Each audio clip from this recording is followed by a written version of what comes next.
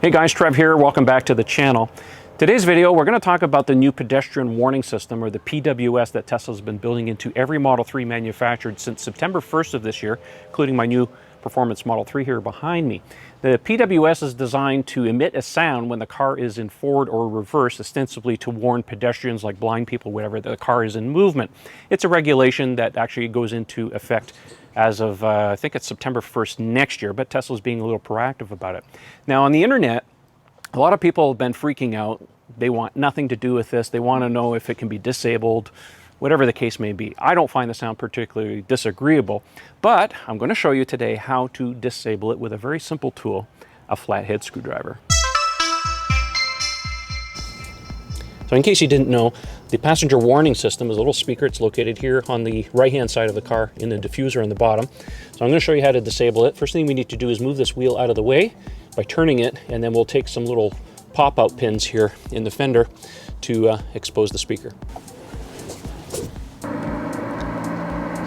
So the sound you're hearing, that hissing noise, I'll get up nice and close so you can hear it. That's the sound when the car is in forward, and that pitch will rise and lower when you put it in forward. Now let's put it in reverse and we'll hear the sound when we go in reverse.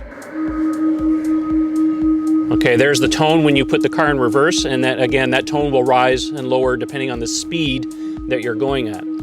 To get at the speaker, we have to use a flathead screwdriver to remove these 3 pop pins, and they're very easy. Just put your screwdriver in there and just pop it out. It comes out like that.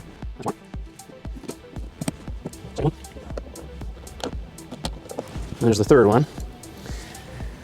So once you take the pins out, you just want to pull this flap open, and there is the speaker, and you can see there's a little cable in there, so you just reach in and unplug it.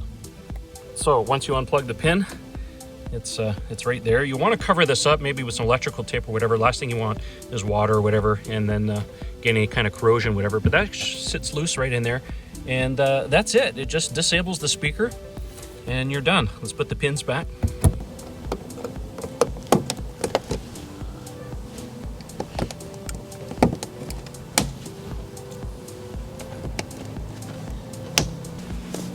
And there you go, you're done. That's all it takes to disable the speaker.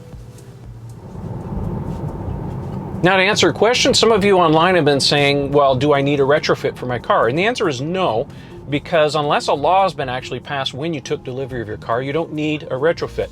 Many older cars don't have things like stoplights in the back or seat belts, airbags. Those kind of cars don't need a retrofit because they're grandfathered.